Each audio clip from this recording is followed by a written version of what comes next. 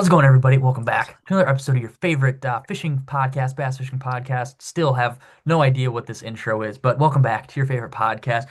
We have I would say, a special guest, mostly because Jason and I have been playing Instagram DM tags for what feels like a little while now to get this all squared away, and we're finally sitting down and recording this thing. So I'm really excited about that. Joined by Jason Carden, who is Bass Jack. If you guys are not familiar, we were talking about this before. This is probably going to be about an hour and a half long episode, and we're not going to dive down too crazy into his background because Nick from Cast and Crank and him have done two or three episodes, I think. Two or three, Yeah, I one think of the two. three. Okay, so Jason has Yeah. laid out a lot of his stories about how he got into painting, the calico and spotty bass fishing, how he got into sunbait fishing and all that stuff. So we're more so going to focus on the kind of the recent endeavors Jason has been on and kind of what he's been going through with the whole bait making process and all that good stuff. So I will link Nick's episodes with Jason in the description so you guys can go listen to those to kind of get some background info on Jason if you're not already familiar. Outside of that, Jason, dude, how's it going? So last time you were on a podcast, you were living down in California, and now you guys have we'll say recently relocated. How's that been for you so far? Yeah, it's been good so far. Big change in pace, not being around a ton of people, which is a good thing. I mean, it's good for your mental health and all that. And like I was saying earlier, I mean, my parents are up here too, so it allots me more time to work on baits and do some fishing and all that stuff. So, I mean, it's good. The fisheries are tough. I mean, coming up here, and I'm not gonna lie to you, I thought it was gonna be a lot easier than it is. I just thought these fish are, less pressured, obviously, than California fish. And it was humbling and it's been humbling. And um, yeah, it's just, there's a lot of water up here, a lot of little bodies of water. And it's, over the last year since we've been up here, it's, like I said, probably like 2 weeks over a year today. So last 12 months, I've explored probably 15 bodies of water at least, maybe more. Wow. I mean, and yeah, it's been interesting. I mean, good times, bad times, it's the whole thing. That's how swim bait fishing is though. So yeah. Right. Yeah. Yeah. Uh, so I gave Jason a heads up about the icebreaker question just so we had an idea about the song. And but prior to that, Jason, we actually do two, and I didn't tell you this one because this one I kind of not necessarily wanted to put you on the spot, but it's an easier question. So I'm up there in Washington, whether we're gonna Oh, go film put or me on the fish. spot, dude. Okay, okay. So whether I'm up by you, we're gonna go fit, or you're gonna fish, I'm gonna film you, or we're both gonna fish, whatever else it may be. We're up there, but in the morning we gotta go out to the lake. We gotta get our day started. What in the last 12 months, what's been your go-to, like whether it's a gas station, convenience store, like where are you stopping on the way to the lake to load up on the snacks, the grub? Like what's the go-to place been for you? In the last 12 months, it's been Arco down the street. Because I put Arco. gas in the boat or the truck, and then I grab an energy drink and a granola bar or whatever it is. I mean, lately I've been trying to get that stuff from Costco because it's a little bit cheaper if you buy it in bulk. Mhm.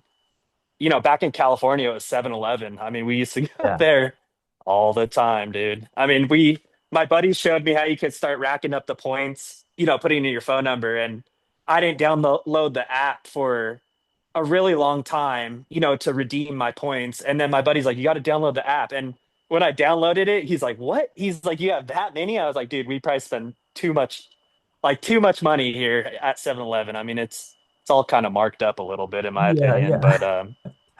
yeah. Dude, that's crazy. So, The only I yeah. so I ask what energy drink is it so that we had on a guy yesterday, and it seems like it's become very popular among everybody in the fishing community, is the White Monster. What's the go-to energy drink for you? Oh man, I drink them all kind of. I mean, right now I drink those Celsius, Yeah. and that's about it. I'm a big coffee drinker too, which is really cool moving up here. I mean, there's little coffee stands Mhm. everywhere. Mhm. And it's really good coffee. And I recently bought, a nice espresso machine. And so I do that whole thing now too. Yeah, I love caffeine. Unfortunately, it's not a great habit, but we all got our vice, I guess. So Yeah. Yeah, there I could could be have worse. worse. Yeah, yeah, exactly. Like Oh I- yeah, I'll I've be I'll be honest, I don't drink and I don't like nicotine or nothing. I don't do any of that thing. Dude, coffee mhm, is my freaking jam, dude. I'm not a coffee snob by any means. I just drink black coffee, but it's like it's my one thing mhm, every day. I know it's gonna be a good time. I'm just gonna drink my coffee, whether I'm at work or on yep. a weekend, like duck hunting or fishing. It's just like, oh man, it's like my time to unwind and enjoy my presence on this earth. And that was gonna be the next question. Are you a coffee snob? Like, do you have some crazy coffee order, or is it just kind of something plain and simple? No, it's never anything too crazy. I drink a lot of, iced Americanos and stuff like that. Hmm. Sometimes I add in creamers and stuff like that, but I try to keep it on the healthier, lower calorie side if I can. So you're not drinking your calories, as I get older, it's easier to gain weight, dude. Yeah, yeah, But especially with no, coffee. not a coffee snob. Yeah, Okay. dude. Oh yeah. I mean, you can get those frappuccinos and all that Mhm. stuff. I mean, yeah, you'll go down a rabbit hole with that, but Yeah, it no. adds up quick. And I will say you didn't specifically say what granola bar, but dude, something that I have been put on, they're a little bit expensive, but I'm sure if you get them Mhm, at Costco, they're cheaper. I think it's like it's either there's like two different versions. I think there's like the no BS bar and then like the mush bar where it's like it's probably about the size of your palm and it says like, oh, there's 12 eggs in here, two dates, whatever, whatever. Dude, mhm, those bars are the jam. Those things are so damn good. They're expensive, like I said, but they are so damn good. mhm. Oh yeah, yeah. I used to eat those a lot. I kind of got, you know how it is when you eat something a lot, I kind of get tired of it. But Yeah. yeah, I used to buy them from Target, and they are a little pricey, but I mean they seem like they're healthy, from what they say on the package. Yeah, exactly. So yeah, but Heck yeah, dude. And then the next question, I sent it to Jason Pryor, sent it to him a couple hours before, because even when I tell people before the show, they only have like 5 minutes to pick out a song in their mind, and that's just not really fair. And I was thinking about it after I recorded last night. I realized how drawn out I make the question. Like I add a scenario to it, more or less. Jason, what song are you playing on the way to the boat ramp to like get you hyped? What's the one song you're going with? okay, see, I'm glad you worded it like that because you had it in the Bassmaster class. Like, what song? How'd you Yeah, word it yeah, before, dude, just some Adrian? played out question. I was thinking about that today at work after I sent Okay, it yeah, yeah. to I was like, I don't think I'd go to the Bassmaster or be, fishing in the Bassmaster Classic. I don't know. The tournament thing weirds me out a little bit, but you.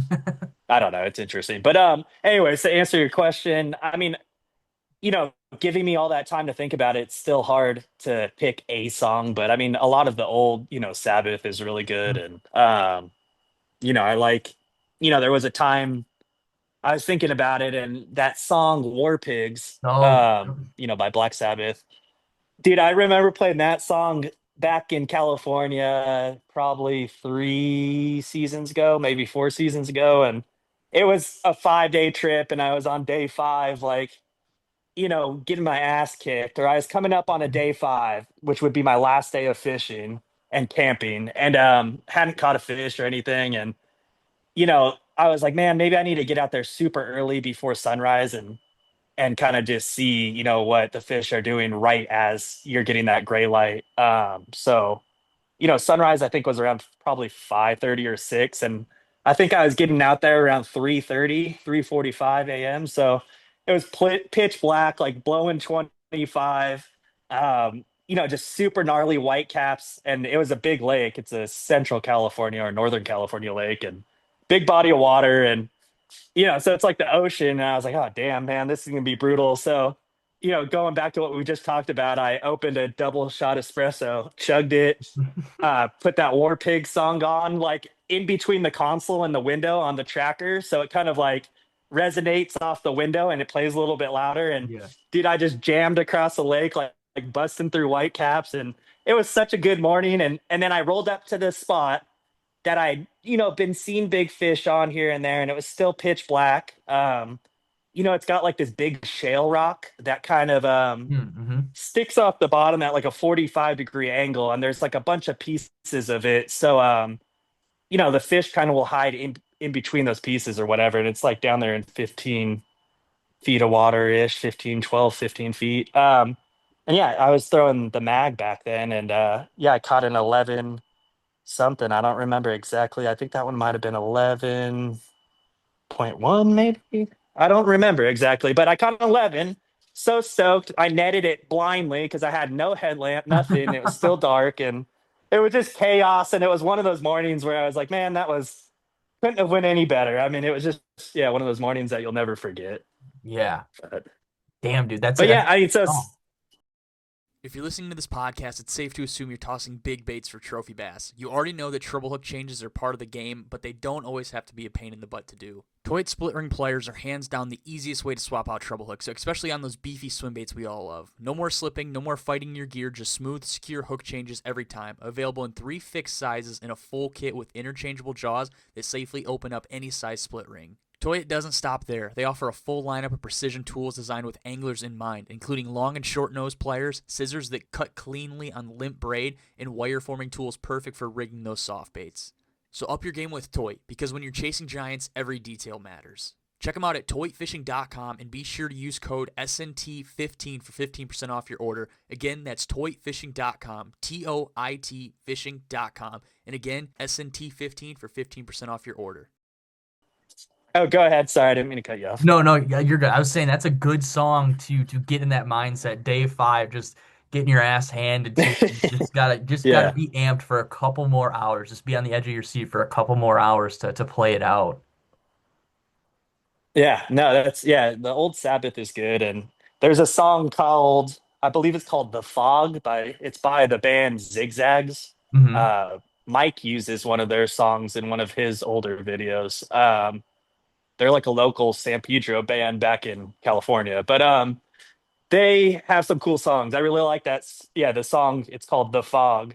Um it's cool. It just reminds me of those early morning drives when you have that crazy fog that you can't even see like a couple feet in front of the car. And I don't know, it's fun. I enjoy those times, dude, out on the road and kind of just having nothing to worry about. And yeah, you just listen to your music, drink your coffee, head to the lake and fish all day and hope it happens that day. Yeah, yeah. It But actually, dude, this like segues me perfect into a question to ask you. Does it feel like you're still on the West Coast essentially, kind of still in that like region of the country?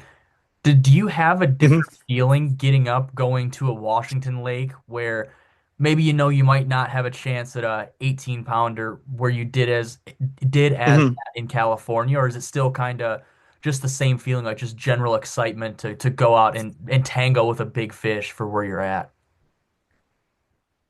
No, it's not the same to be quick and answer that. I mean, I've thought about that a lot up here, and it's like I haven't found that yet, but I know I will as I start to piece together some of these lakes. And I mean, recently I've seen some bigger fish up here. I mean, throughout the year I saw decent fish, and I mean it's getting there. But I mean, there was always this, you know, one like wonder, if you will, about fishing in California, especially some of the lakes I was fishing were either heavily stocked with trout or some were fed with natural trout. And there's people talk so much shit on California now, and a lot of the local guys are just saying it's washed up and stuff, but man, I think there's still a lot of potential there. And i'm I'm going to try to head back there for a good amount of time this year, during pre-spawn, and see if I can't replicate some of those bites. But yeah, so I'll tow the boat and go, be a Hmm. nomad for a couple of weeks or whatever it might be. And yeah, but no, it's cool up here though. I mean, it's like I said, I'm still figuring out where I want to put in the time. I mean, because the goal up here is to definitely catch a double digit northern strain, and I've seen them for sure. I mean, I've seen a couple fish, that are surprisingly big. I mean, even for California standards. So that's really inspiring in itself. I mean, but damn, are they smart, man? I mean, they're just as smart as California fish, if not, maybe smarter. I don't know.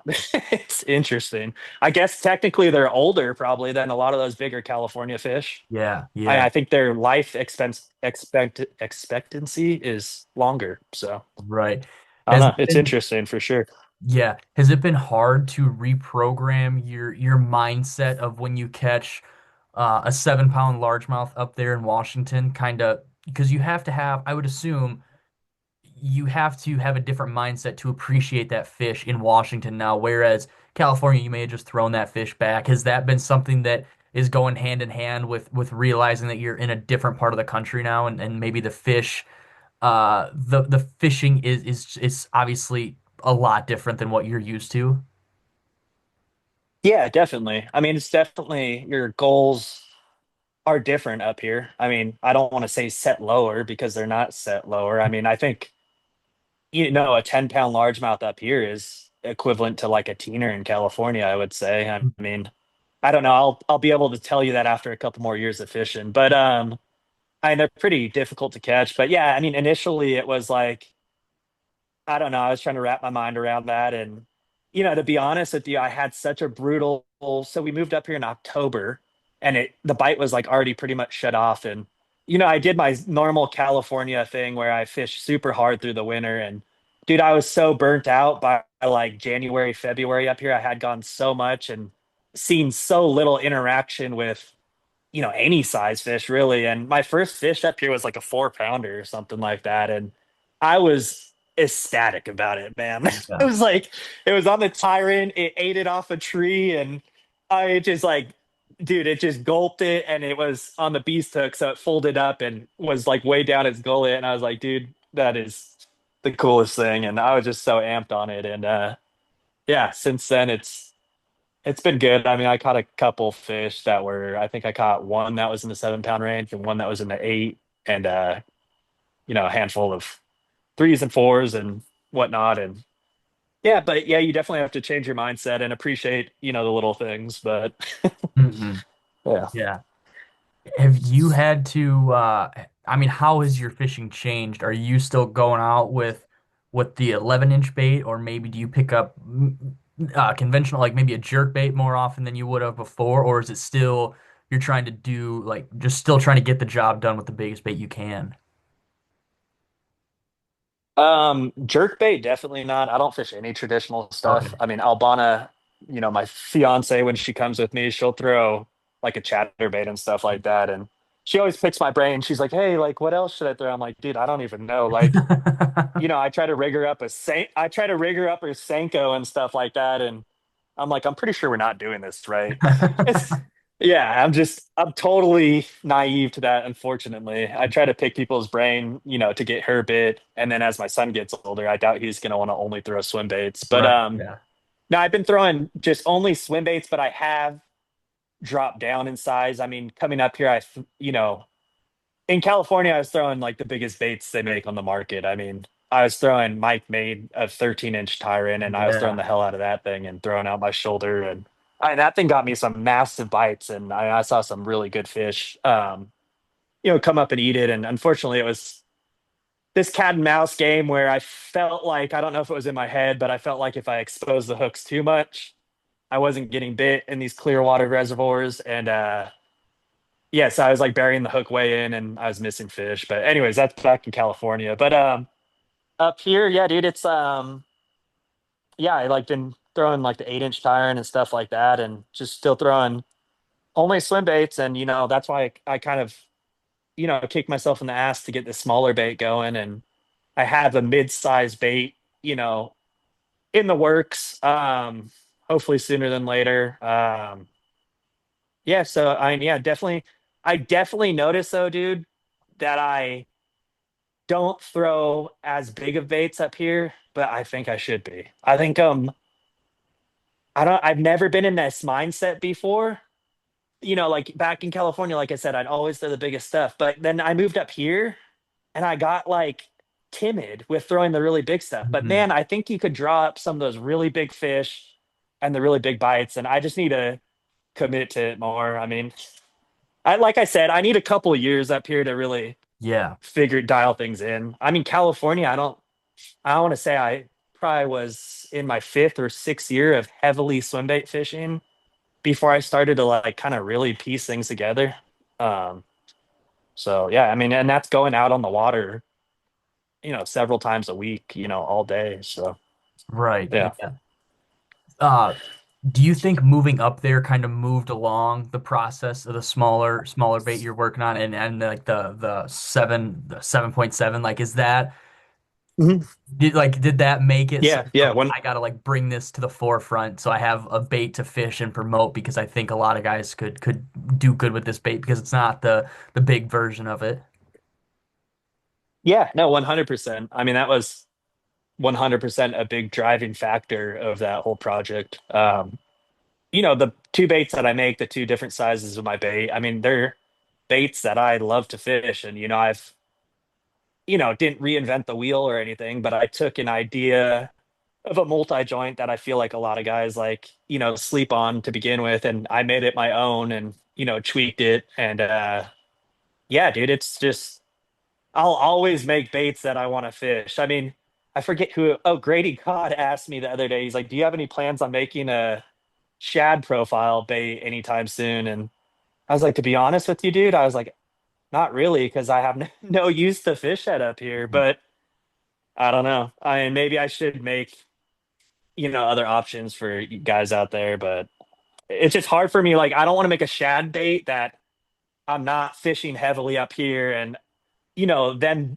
I'm not involved in making changes to the bait and making it exactly, how I feel it should be. And I don't know. It's just I don't know if that makes sense, but No, yeah, yeah. it definitely does. Are you in the mindset of so hypothetically, say you move to Texas instead, would you be more focused on working on a shad bait over a trout bait just because that's kind of like the main forage, whereas in Washington trout are like the big Mhm. forage. Do you think that would have swayed your mindset at all with what the next bait would be or bait you'd be Oh, working on?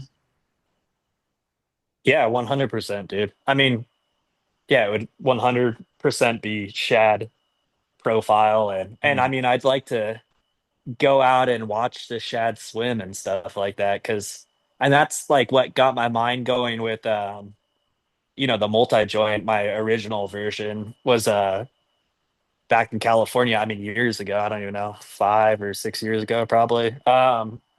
They had a bunch of trout penned up for like the kids' derby or whatever at one of the lakes I was fishing, and I pulled the boat up and I was just watching the trout swim. And in my head at the time, I was like throwing the Hinkle a lot and soft baits of various brands and sizes and all that. And yeah, I mean, I just feel like you got the glide bait, you got the soft bait, and then you need something that has that darting, erratic swimming action. And I mean, because as the temperatures change, the water temperatures, those trout start to swim differently. I mean, they're, more active or less active. And yeah, I was like, man, I need to like there's baits out there like this, but I've already fished them and I didn't have confidence in them or whatever it might be, or didn't like, the movement of them. And yeah, so then yeah, then that was born. I don't remember the original question. I'm going off on some kind of No, tangent over here.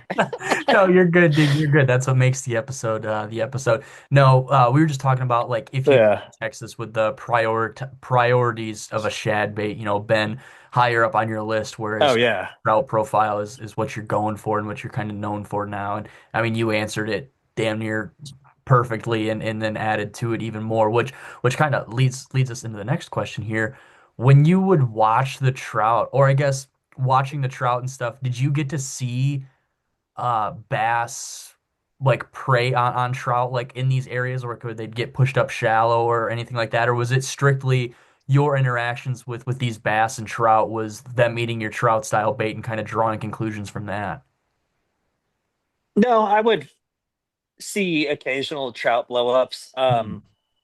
Certain lakes more than others, but not like, what I was told in the beginning. I mean, I think I've been swim bait fishing for, I don't know, close to 10 years, a little over 10 years. I'm not too sure. I don't, well, no, actually more than that because it's 2025. Anyways, when I first got into swim bait fishing, from a coworker, he was like, him and like all the local guys were like, oh, you got to be here on trout stock day. Like the fish, the bass just go crazy and they're just blowing up on the trout and basically insinuating they're easy to catch too. Mhm. And Dude, I've been to so many.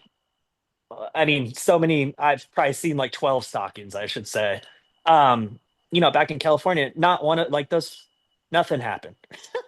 It was so disappointing. It wasn't even funny. But like I said, at some lakes, you would occasionally randomly see a trout V'ing across the surface, and then you'd see another V come up and they'd kind of boil on it. And, I've always tried to intersect those, with my bait. And I had one good successful time doing that. But, I've tried it a handful of times every time I saw it happen. And yeah, they're tough to, I mean, those bass are smart, dude. They're locked into the real trout. I mean, and unfortunately, no matter how realistic your bait is, they know Yeah. somehow. I mean, yeah, the big ones, you hear it all the time. I mean, they get big for a reason for sure. So, Yeah. yeah. Do you see some of those like same mannerisms in these trout lakes up in Washington where like the Washington big fish kind of are very similar to what you were seeing with these mega big fish in California? Um, yeah, no. I mean, I think the big difference up here is you have trout stockings, not as frequent, but they put in a mass amount at one time. But the trout live year round up here. Mhm. So it's not, I don't feel like they get as fired up as the California fish did, just Yeah. because that was something that was not seen year round down there. And I mean, those fish are bigger, and I feel like the water's warmer for a longer period of obviously the year, and they just have a bigger appetite. Wow. I mean, the interesting thing that I learned this year coming up here was post spawn fish up here don't lose as much weight because I Mhm. talked to like a lot of local guys up here, and they were like, oh yeah, they still stay pretty big, kind of throughout summer and stuff like that even. And I was thinking, I was like, man, California, like everybody was so dumbfounded when I said the California fish would lose so much weight because I would just stop fishing, after spawn and even before spawn sometimes because those lakes got so hectic with all the bed fishing and all that shit. But yeah, it was yeah, everybody was always so astonished that they turned into snakes. But then thinking about it, it's like, yeah, that makes sense because California, they spawn and then they also stop their like one of their main food sources essentially. And then they just like wither away and have to survive through summer until they start, stocking trout again. So I Yeah. don't know. It was interesting. No, I definitely understand that. And it's funny you kind of touched on I've noticed that too. Well, I guess you have been able to notice it because you know what those bass are like in California, where you mentioned they only have those trout for X amount of time, where kind of in these northern states where trout either naturally reproduce or there's a deep thermocline, so Mhm. these fish can live year round. It's almost like discouraging to see bass and trout in a cohesive environment and not like crazy bass on trout crime. Like I've talked to a couple people about it now, and what I mean, you said what you experience in California or Arizona and stuff, and to hear that these bass, for all intents and purposes of using the word, they go crazy for these trout, and then I go and fish lakes up here and these fish just kind of watch a HUD go by or watch the Tyrant or Citizen swim by, and it's like wow, like I feel like if I was anywhere else and these fish knew that this was like a limited time snack, like they'd be coming unglued for it. And I used to get discouraged about it, but No, then no, I no, don't. realized it. Yeah, Yeah. Don't don't even think like that, dude, because it's not like that. I mean, it's Jared from Texas does this to me all the time, and I'm just like, I give him a little bit of shit about it. Trust me, California fish are the same way, dude. right. There's clear water fisheries that I fish in California where you'll have trout and bass sitting right next to each other. Big bass that could easily eat the trout. It's just when they're hungry, they're gonna go after a big meal. When they're not, they're just not. I mean, it's like having, imagine if you had a fish tank with like a whatever, a 10-inch bass in it, and you have a bunch of 4-inch bait fish of whatever source. They're gonna eat as many as they need until they're full, and they're gonna sit there next to each other. And then when he gets hungry again, when the bass gets hungry again, he's gonna eat more. I mean, it's just, yeah, it's normal. Trust me. I mean, I feel like people want to think that California, like, when the trout are in the water, the bass are just super amped up on it, but 98% of the time it's not like that. I mean, it's the same thing. They just don't care, dude. They're just chilling and yeah, they'll watch your tyrant go by, they'll watch a real trout go by. It's yeah. I don't Yeah. know what causes them. I mean, obviously hunger, I guess, Hmm. causes them to just hunt down a trout, but that's why swim bait fishing, dude. It's all about being there at the right time. And, there's certain factors that play into upping your chances and stuff, but a lot of it is just putting time on the water and kind of, I mean, I don't want to say getting lucky, but you know what I mean. I mean, Yeah. just being there at the right time. Right. I think a lot of us guys who, well, I would just say probably everybody online, we see these videos of these California or like these trout stocked lakes where trout aren't necessarily native or last a long time, and we see the highlights of it, and we see, essentially so many highlights. It's like, oh my gosh. Or Mhm. we hear stories where the bass are sitting at the boat ramp because they know what the stocking truck is, and they see that tube get lowered into the water. It's kind of like we see it and we just like, oh, that's like an everyday occurrence. Like that happens all the time, every time there's a stock trout. And my fish don't even care. They don't care if it's a bluegill or a trout. They're not eating that thing right now. It's kind of like that false sense of just I guess just like a false sense of envisionment on what we see online. And like I mean that's how it is with everything. You see the Mhm. highlights of everything online, and that just Yep. goes to show that Yep. there's that in the fishing community too, or more so the swim bait community even. Oh yeah, yeah. You took the words right out of my mouth. I mean, that's just social media in a nutshell, dude.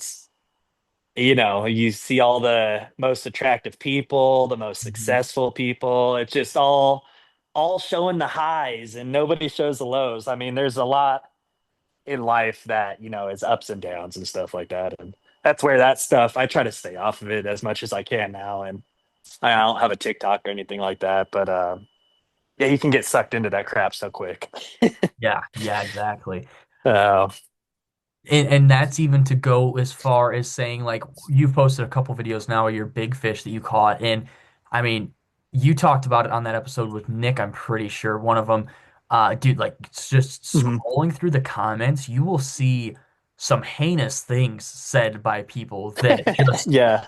like have no idea who you are. They stumbled upon your page just doom scrolling, and they're like, you know what? Mhm. This guy is holding an absolute mongoloid of a fish that is three times the size of my state Yeah. record. I'm gonna try to knock this guy down a peg via Instagram comment section. Like, dude, I looked through them yesterday or today, and I was just like, wow, that there is some crazy freaking people out there that have nothing better on their hands to do than just splurge hate towards a guy who catches big fish on Instagram. That is crazy. Yeah, all the big fish that are posted, from various people always get that. It's funny. I mean, it used to like bother me a little bit and I'd like think about it, but now it's just laughable at this point. I mean, yeah, I posted like another little clip of, my PB fish and I was like looking down like on the thumbnail and had such a gnarly double chin. I was like, oh, someone's gonna hate on this for sure. But I don't give a shit, dude. Like I don't look like that all the time. And even if I did, it's like who cares? But yeah, no, it's crazy, dude. The comments that people make. I mean, it's funny. And then I see some of these guys comment back or put them on blast on their story, and it's just like, dude, who cares? I mean, Yeah.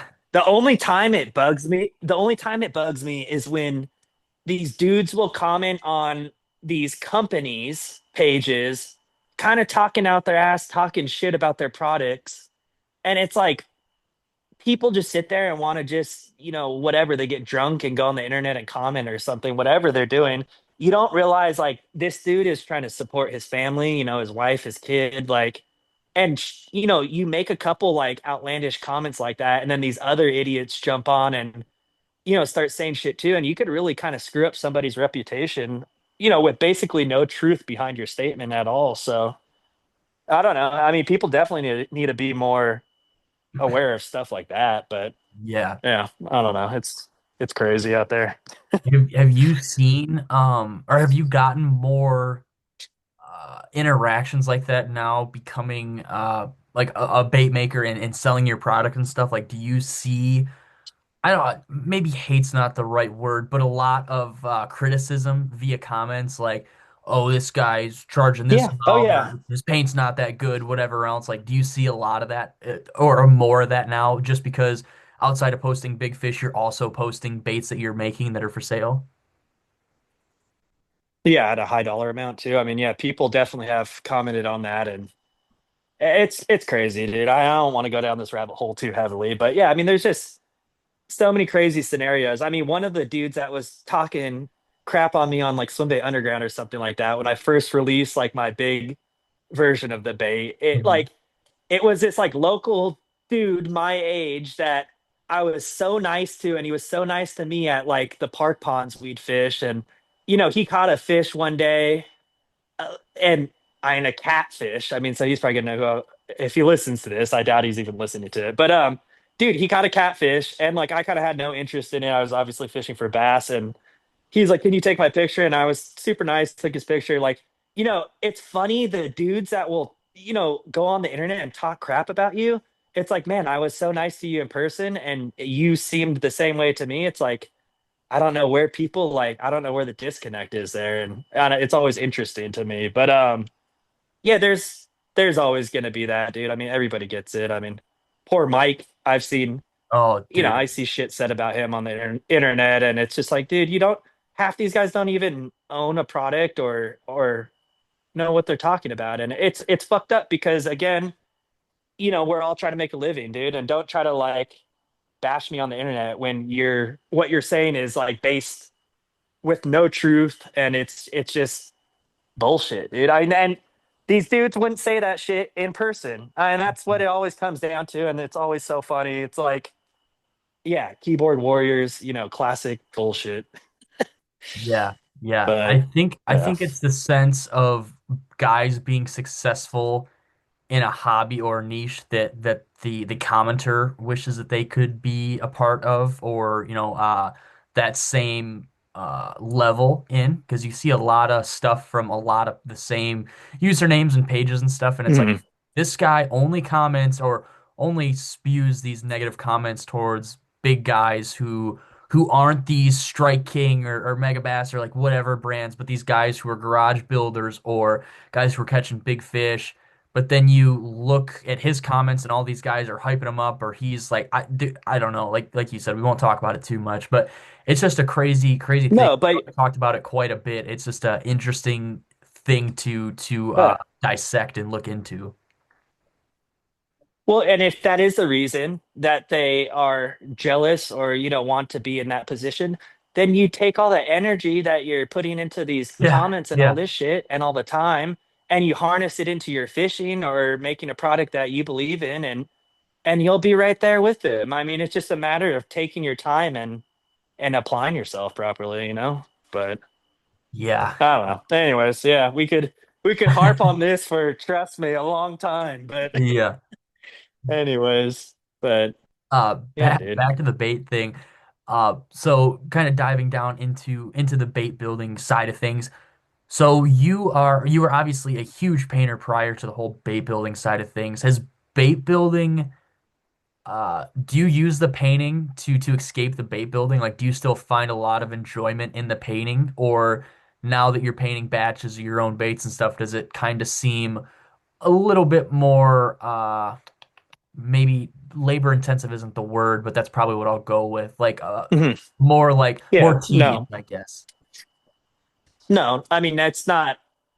So to answer your question, yes, the painting is the most enjoyable part, and no, it hasn't like lost its spark or whatever you want to say. I mean, I enjoy painting and trying to think of new patterns that aren't out there. I mean, there's a lot of good painters out there now, and a lot of stuff that unfortunately looks the same. And it's cool to try to make something a little different or find new products that allow you to paint differently and stuff like that. But no, it's still cool. I mean, I do try to streamline and make my patterns more consistent because because it's like a whatever, it's a product now or whatever. But like before, like the whole custom painting thing was fun, and you could kind of just do it however you wanted each time. But yeah, no, the painting's cool. The bait building part of things is tedious for sure.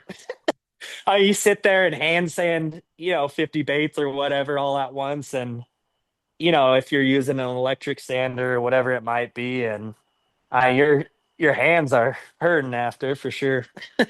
But what are you gonna do? I saw Piz on some comment, I think on one of Rose posts, was like, oh yeah, like make sure the team is working so when I get arthritis, like I can have them start producing the baits or whatever. And I was like, man, I feel that. I mean, I've only been making baits for, a fairly short amount of time. And oh yeah, dude, your hands like will hurt. Yeah, yeah, I believe that. Oh, Have you picked up any yeah. like tips or tricks to make it a little bit easier on yourself, make it more efficient, I guess is probably the way to put it. Oh yeah, 100%. I mean, almost like every batch I do, I'm trying to tweak it a little bit to make it more efficient. And I mean, whether it's like less sanding or, I've set up the molds differently on the smaller version. I made some changes to the smaller version to that I was like before I was like manually doing it to baits, and now I have stuff integrated into the molds to kind of help things speed up. And it's, I mean, you got it, dude, because as a one man show, I mean, there's only so much you can get done in a day. And I mean, you got to try to streamline things as much as possible. I mean, Mike's a really good one, at doing that. And he's helped me. And if I have questions, I'll kind of shoot him with a question here and there. And yeah, I mean, you got it though. I mean, yeah, you can't be doing it the hard way forever. Yeah, yeah, exactly.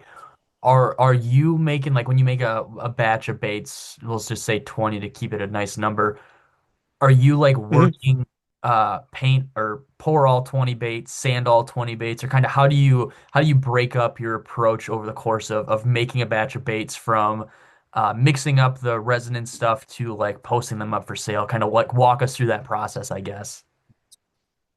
Yeah, definitely. Yeah. So yeah, say I had 20 baits to fulfill. I mean, I would obviously pour them. And yeah, I do that all as one thing. So I'll pour, a little bit more than what the order is for. So I have spares in case there's, blemishes or anything. And I love to keep the blemishes and fish them myself. So yeah, pour a couple extras.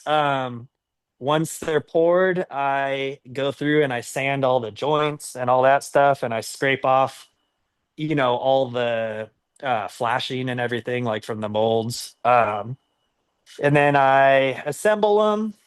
I fill all the holes on the top with the pins. I mean, I have to cut all the pins to size and stuff like that. Then from there, I go inside from the shop, and I'll fill up a big vat of water, and I'll get it down to all my baits are tuned like between 48 degrees and 50 degrees water temperatures because that's when I tend to start fishing that bait or have good success with it. Coming into like kind of pre-spawn time is when those water temps start to hit that area or whatever. But yeah, so I'll put, I've been using ice lately just to cool down the water temperature, and I have like a little thermometer. But yeah, then they're all hand tuned. I swim test them quickly at the local lake, which is luckily right down the street up here. Then I take them home. They're hand sanded. They then are hung in the spray booth, which I built a big spray booth up here with my dad's help. Thankfully, he's good with the whole carpentry thing, and it came out pretty clean and it gets the job done. I mean, I can hang 20 baits in there with ease. Yeah, so then they're hanging. I fill pinholes, putty any imperfections that I don't like. Then primer, paint, and clear coat, and then boxing them is a whole nother thing, dude. Oh, I dude, don't even experienced get that me the other day. I started. was like, I oh, I'm sure dude. And it's like, yeah, I came into the garage. I was like, oh, I could get these baits out, easily, like right now, like in whatever, an hour and a half, 2 hours. And dude, it was like 4 or 5 hours later by the time I build the box, I stamp the box, I put Yep. crinkle paper in it, I put the hooks in little bags, and I'm just like, you know how it is. You're doing it a number of times, and it adds up quickly. But But yeah, no, I try to do everything like kind of streamlined. When I paint the patterns, I paint everything. If I'm painting a perch, I paint all perch and I line them all up and kind of do an assembly line style painting. Yeah. Because otherwise, otherwise it's going to take you forever. I mean, Mhm. yeah.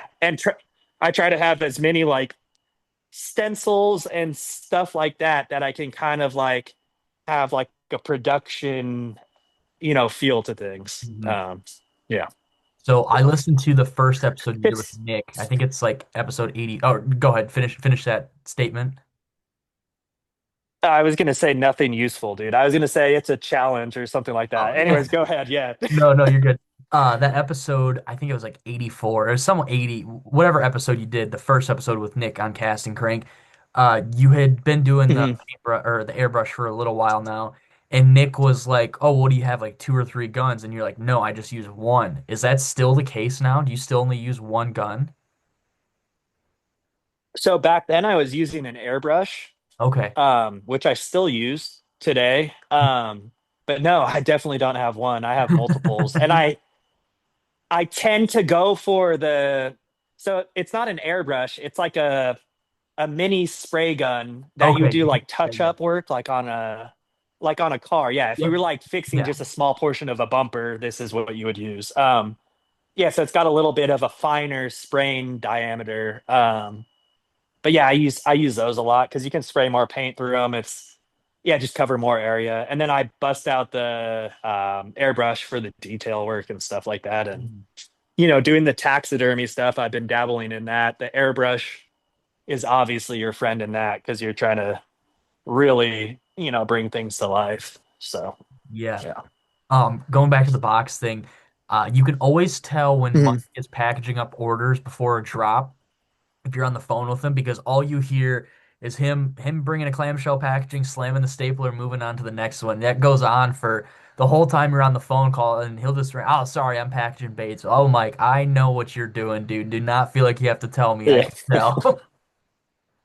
Oh yeah. He's always doing something in the background. I mean, oh yeah, I'll hear like the grinder or something go on or the Dremel, and he's like, "Oh, sorry, man." Like, yeah, it's funny, dude. But that Mike's good, man. He's been so much help, since I bought the boat off of him, and just with being a friend and stuff like that in general. So it's cool.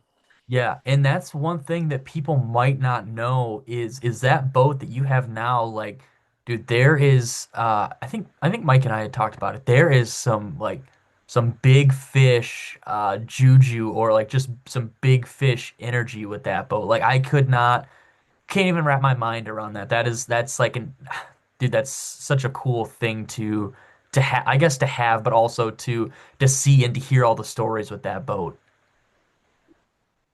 Oh yeah, no, it's a trooper of a boat, dude. I mean, it's yeah, caught in a bunch of big fish. I mean, it's caught in both of our PBs, and Yeah. those are high teeners. And I think he's caught in a handful of 13s, and I caught two 13s on the boat. And on the number of DDs, I know his number of DDs is insane compared to mine. And no, the boat gets bit, dude. I don't know what it is. It's weird, but it's a smaller boat. It's aluminum. You can go super shallow if you need to and creep up on the fish. I mean, it's pretty stealthy. I've thought about the color a lot, dude. I mean, maybe it blends in kind of with the sky a little bit better than some of these fiberglass boats or, painted boats. Yeah.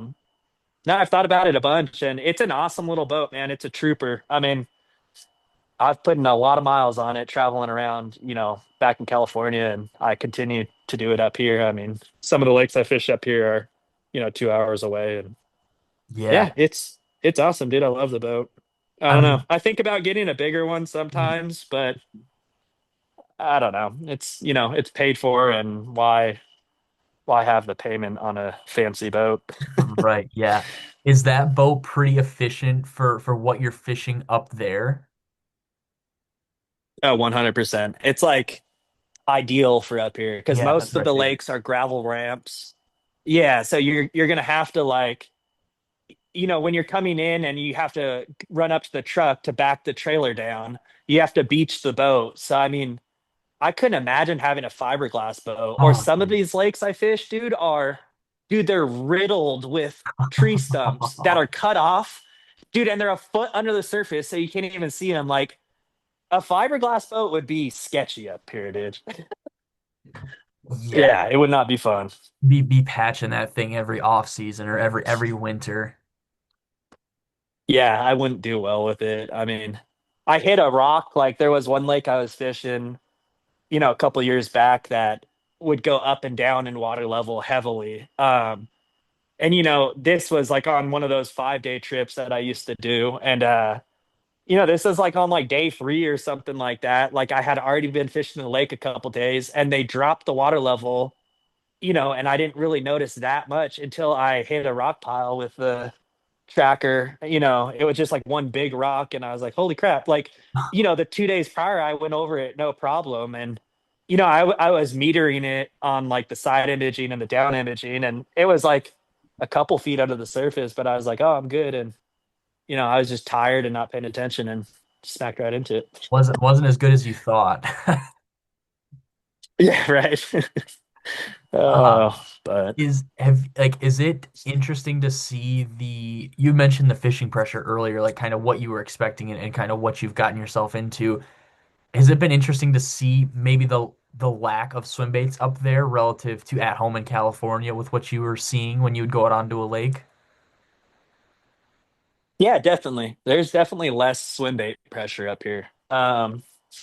Which is nice. But I mean, there's like I said, the fish are still heavily pressured, and I mean, a lot of these lakes that have the big fish in it, I feel like I don't know, they are the ones that are more pressured, and I kind of enjoy that though. It makes for a challenging time. I mean, that's like back in California, I always liked. The lakes that guys were like, oh yeah, there's big fish in there, but you're never gonna catch them, and it's like I don't know, it adds to the challenge, I guess. But yeah. Yeah, no, I definitely understand that because I feel like I'm kind of in the same boat as far as that goes. When you go out on the water, you fishing your baits like that makes you feel like you have a leg up on these fish or even these other guys that are on the lake. Because I can't imagine even prior to you moving up there or even now, like, do you sell a lot of baits that like, oh, I know where this city is in Washington, or is it a lot of guys throughout the country, maybe not as many sales where you're at?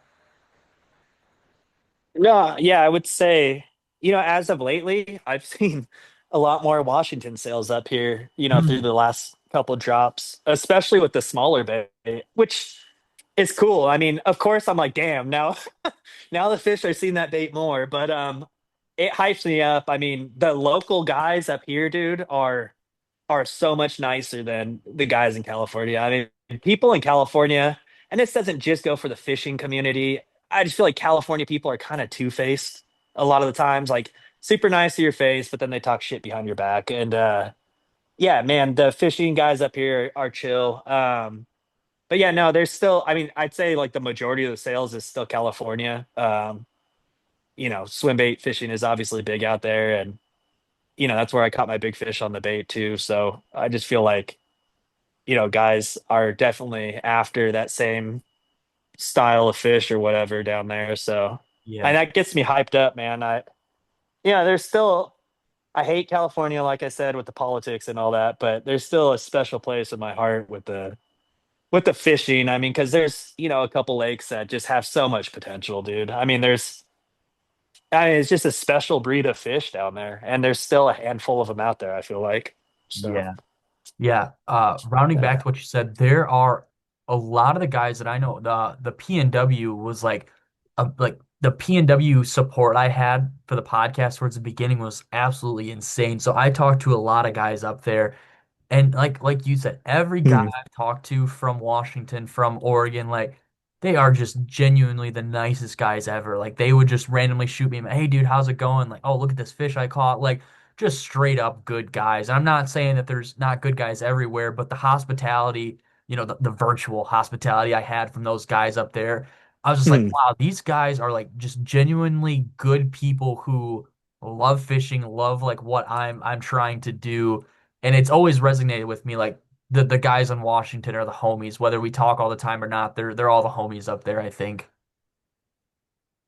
Yeah, no, I agree 100%. And I don't think it's just virtual. I mean, me now meeting people in person, I mean, everyone's super nice. I mean, yeah, it's just like I think they understand that these big fish don't come as easily as everyone thinks, and they understand, I mean, that if you go to that same lake, you're not going to catch that same fish on that same spot. I mean, so many dudes in California are so secretive, or other states, because they think like they're going to release a video and someone's going to go to that same spot and catch that same fish. It's like, dude, that's so far from the truth. It's not even funny. I mean, yeah, no, it's and I used to be like that a lot with, names of lakes and this and that. And that's why I've released a little bit more of my cast to catch. I mean, I have most of my DDs cast to catch and a handful of, sevens and eights and stuff like that. I got to release that big fish footage sooner than later. I don't know. That one obviously holds close to my heart. And I just, and my biggest gripe with that, dude, is I want to do it justice. I mean, as far as the editing goes, and I fucking suck at that. I mean, I just throw it up and I'm like, yeah, well, it's gets the point across. Right. But Yeah. yeah, so I don't know. I wish I would have got better footage and everything. It's always so hectic in the moment. I mean, with that big fish, it's like I caught it at sundown, and I wish I would have like had my like Sony A6000 at the time. I wish I would have filmed more with that, and it's just hard. And she was going belly up in the live well, and I was stressing out about that. And yeah, yeah, you always think about these things after the fact, and even with a 10 pounder or whatever, like you don't get many opportunities that fish that size, and you got to like definitely justify the moment. Well, keeping the fish healthy too. You can't like take a 5-minute photo shoot with it out of water. But Right. Yeah. yeah.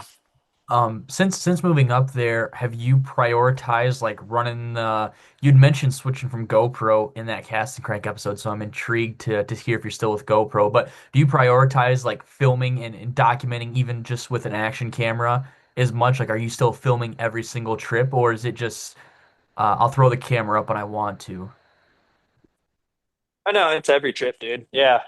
I just mainly for myself. I mean, a good example is like earlier this season, when I was fishing my smaller version of my bait, I was fishing it on 14 pound and a lighter rod. And I dumped two big fish on it. And, going back on the GoPro footage and watching, I think it was the same fish. It was like a week apart, but watching the fish jump the first time, I could see how it was hooked, and I didn't drive the hooks in, and it jumped and threw the bait. And in the watching back on the footage, I could see that when I was hooking in with 14 pound, there was way too much stretch in the line, and it was way too soft of a rod. So now I've switched to 16 pound, and I went one power up. I went from the medium heavy of Mike's rod to the heavy working class zero rod. And yeah, that heavy is perfect, dude. I mean, that's what I throw the 10-inch, or sorry, the 8-inch Tyrant on. And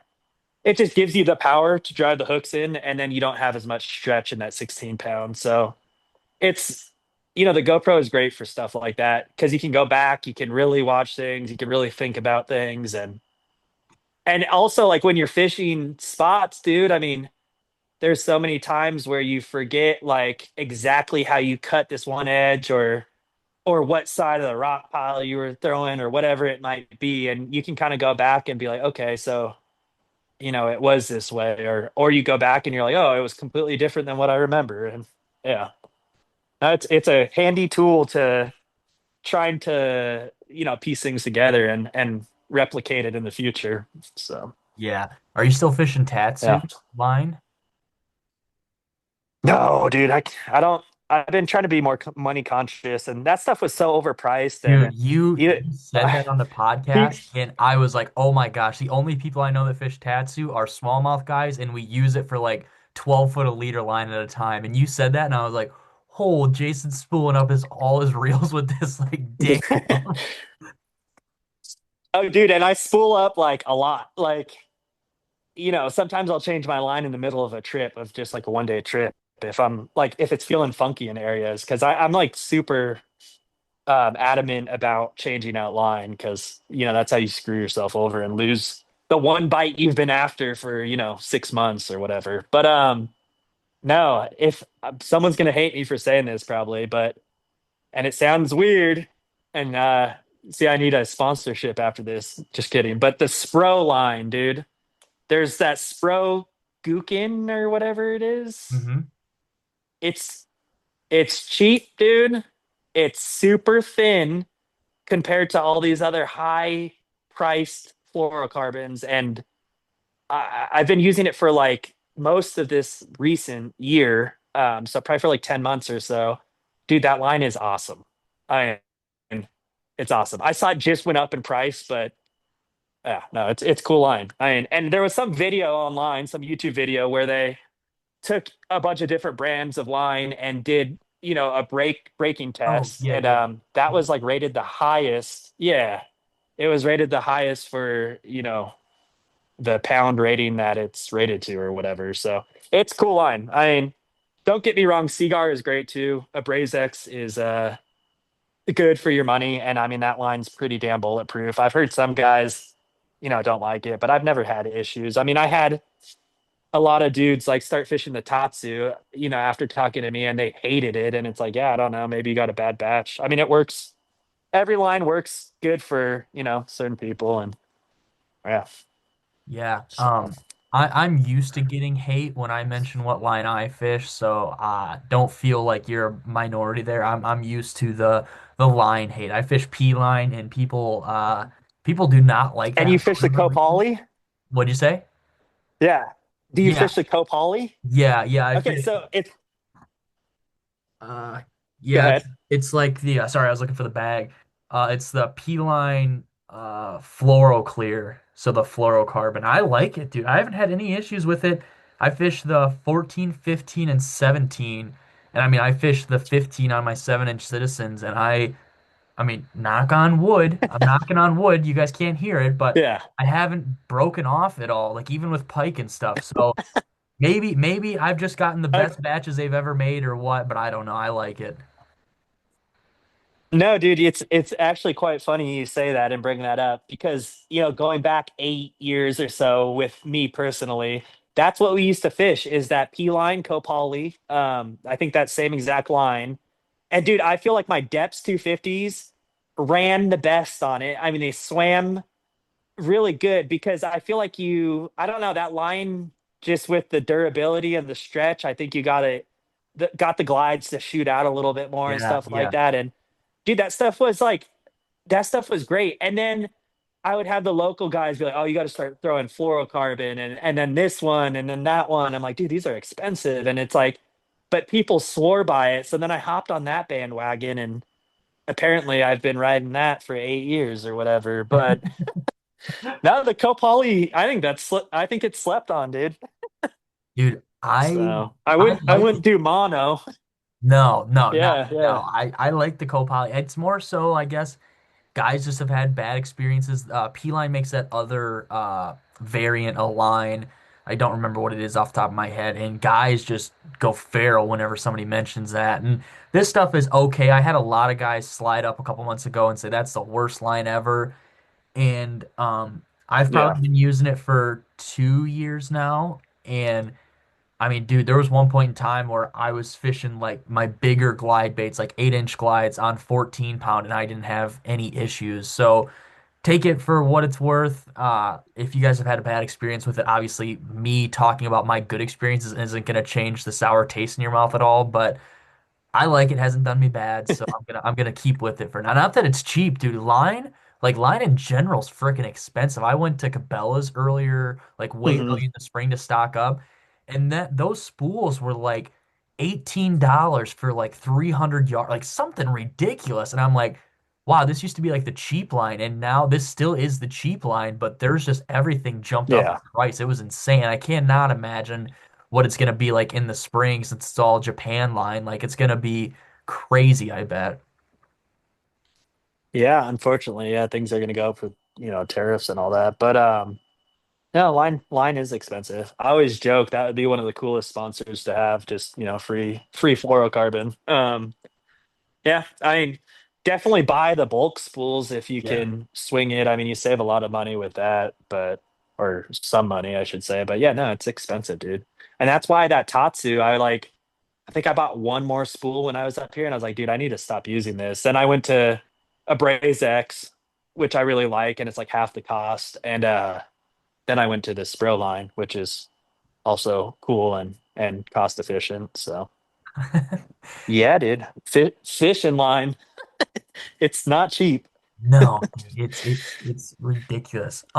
You touched on the rods that you're fishing. Are you fishing the working class zero rods with your baits too, or was that just with the soft baits?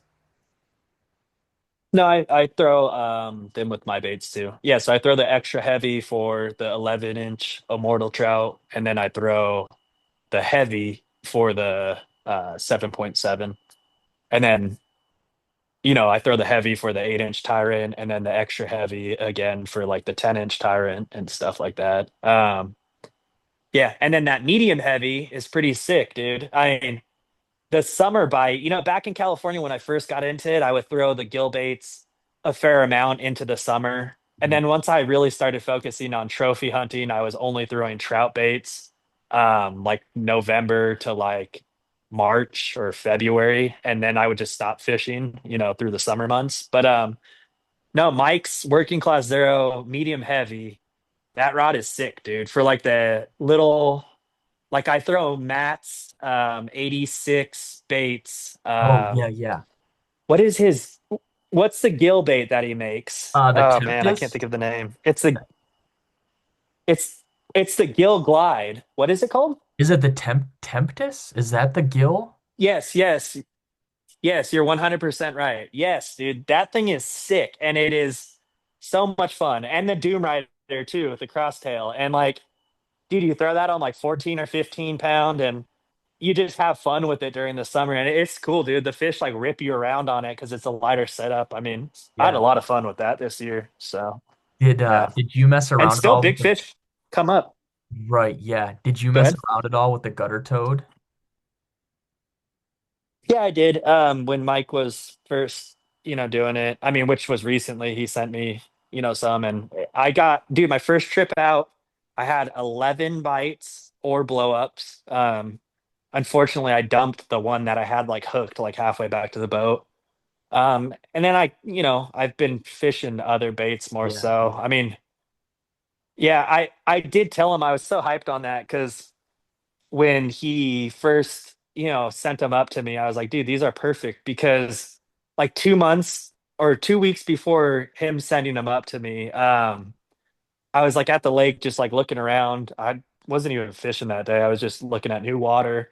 And dude, there was a bunch of tadpoles everywhere. And they're like super dark, like just like the black or the brown version of his gutter toad. And like they're like in that like in between like morphine stage where they still got the tail and like they kind of got the bulbous body. And I was like, dude, these are like a really good representation of that. So no, they're cool. I mean that bait's gonna catch big fish. I mean, it already has, con I know Jared's buddy Jared caught a just 10 talked. on it Yeah. recently. And yeah, and Jared has I think one over 9, and I know Mike has some good fish. And now that thing's gonna be awesome. I got to put more time in it. And dude, I'm a creature of habit. I throw that 8-inch Tyrant Beast hook like religiously. I mean, that thing is always tied on, and then obviously my baits and a couple of Matt's baits. And I think I shoot myself in the foot. I need to expand, to a couple different things here and there sometimes. So Yeah, but that's like yeah. that's the hard thing with being a builder, and that's I feel like every builder is in the same boat or relative to the same mindset of okay, I make these baits. I should be trying to catch fish on them like 95% of the time just to show that, hey, I make these baits, I have confidence in them, I'm gonna fish them and go catch fish with them. But that's like the big thing, personally, to be a bait builder would just be so hard because I've got a gajillion different baits, and unfortunately, you can only fish well, one or two at a time if you're fishing a double rig, and it's just like man, how do you pick and choose what you're gonna fish? Whereas if you're a bait maker and you build three baits and you fish two or three soft baits or various baits, you're like, okay, I've got 6 baits to pick from. What are they eating? And that's what I'm going to stick in my hand for the next 3 days. Like that's kind of that's Mhm. an epic mindset to have. Yeah, yeah. I mean, luckily I got like that before building the baits. I mean, getting into swim bait fishing, dude, I was on swim bait underground, like the black market. I was like buying and trading baits like all day long. I like, tried most of the baits out at that time. And then I like started to get to a point where I'm just like, dude, I have like three of this bait and this and that. And it's like it gets so complicated on the water because I'm like super ADHD when it comes to things. Like I'll start projects and then I move on to something else and then I come back to it. And that's just kind of how my brain works and everything. So that was like not jiving with having so many options when I'm out on the water. And, you go and rent a boat and you only have 12 hours to fish or whatever because the California lakes, open and close. And I just felt like I was wasting time when I should just stick to what I like kind of knew works or knew like the baits I knew that should work in that water.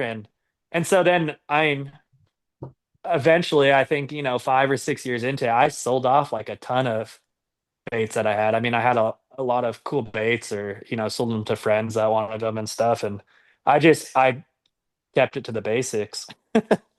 Right.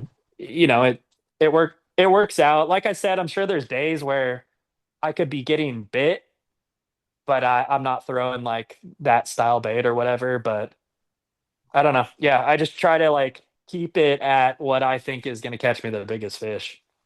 Yeah. Do you have I don't know.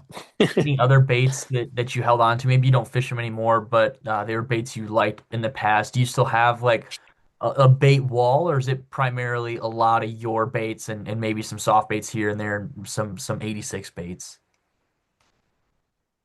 Yeah, no, I still have like a bait wall. I'm like in the shop right now looking at it, and I got a 10-inch lunker punker that Jeremy made me a long time ago that he specifically told me never to get rid of, which I never would have anyways. But that thing's super sick. It's like foil wrapped. Oh, that's cool. It's super badass paint job, and it's the 10-inch wooden one, which not a lot of Oh, guys have. But yeah, so that thing's cool. I have the 8-inch wood punker. That thing is awesome. I mean, that's such a slept on bait that caught me my first PB that was 811, out of Castaic Lake, out of all places, which is super pressured. And I mean, the lunker punker is a cool bait. I think that's a lot of guys don't throw that nowadays, and that's a bait that people should be throwing more of. But yeah, I mean, I have the Nez Rat. I really like that thing. It's caught me a ton of fish, dude. It just has so many stories. I mean, so many teeth marks, and like the hook rash on the side is like,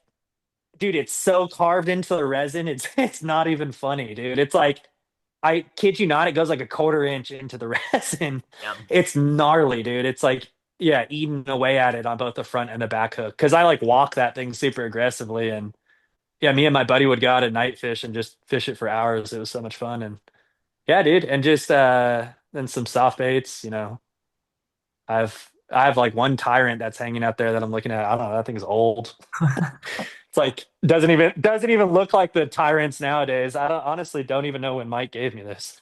It caught fish, Yeah. but Uh, but yeah, dude, it just the basics. mhm. Dude, the last big Yeah. question I have for you, and I keep referring to these cast and crank episodes because I listened to them all before we started to talk. Because like I said, I knew we weren't gonna have all the time in the world, so I wanted to just kind of fire off questions that have come up since you doing those episodes.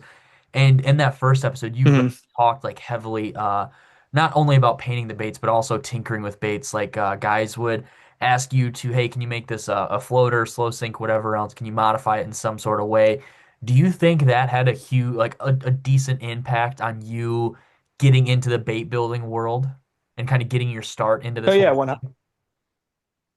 Yeah, 100%. Oh yeah, and on a side note, dude, I'm in no rush. I mean, I don't know what your schedule's like, but Oh no, don't you're feel good. like you have to Yeah, yeah. rush. I'm gonna be in the shop like working till probably midnight anyways. So yeah, 100%, dude. Like tinkering with baits and kind of understanding the fundamentals of, how a lot of the hard baits worked and stuff like that. I mean, that definitely, I was like, at one point, you're like, okay, like I could, carve my own bait, pour my own bait, tune it, and you know, kind of get it going how I want it to go. Yeah, no, definitely. And like, and you kind of really learned the like, I mean, what makes a bait, like how hinges work and that sort of thing, like tearing into these baits, I would assume. Yeah, yeah, no, you definitely learn that, and that kind of goes back to like what I was saying too with like buying, a bunch of different baits and trading them out. And I've said this a handful of times to people when we're just talking, and that's good if you're getting into swim bait fishing. I mean, just go through a bunch of baits and just figure out what works for you because dude, not like my bait, for example, there's some dudes that just don't like the action of it. And it's like, that's totally fine. It doesn't hurt my feelings and stuff like that. It's just, it's not for everyone. And I mean, I've had that thought about a lot of baits. And yeah, I mean, it's just, you got to go through things and figure out what works for you. But yeah, dude, no, definitely, tinkering with baits has definitely, sped up my learning curve for making baits, I assume. Yeah. When you were making your bait, did you want, this is like a very specific question, and you can kind of pull this off of your experiences like with other baits and big fish. Did you want your joints to squeak, or did you want like a very minimalistic, unnatural sounding bait? To be honest, I didn't put much thought into that as far as like squeaking or noise in general. And a funny story, dude, when I was first testing that big bait, before I had caught the big fish on it. So at this point I caught no fish. Mike was just like Mike was in my head and he was like, maybe it clacks too loud and it's too loud. And I was like, shit, maybe it does. And, back in the day, I would make silencers for a bunch of different baits, like the Hinkle. I would put them on the inside of that front joint Oh, on the yeah, yeah. Hinkle. So they were like, dude, they're super low key. And then you like don't have that resin on resin clack. But, yeah, I was so in my head about it then. And I was like, shit, maybe it is like too loud. And like I hadn't really like I got a couple bites, but like nothing really happened. And then I caught my big fish on it, and I've caught several since then. And I don't know. I mean, I don't know. I know with the rats, guys are like, oh, dude, once it gets all rusty and squeaky, it like gets bit more. But I don't know. No, I didn't put much thought into that. Obviously, Do you I have, just like the action. yeah, do Go you have ahead. a mindset on that now, knowing what you know? Like, do you think it matters, or do you just think it's quiet when you get it, and if it rusts up, it may or may not make a difference?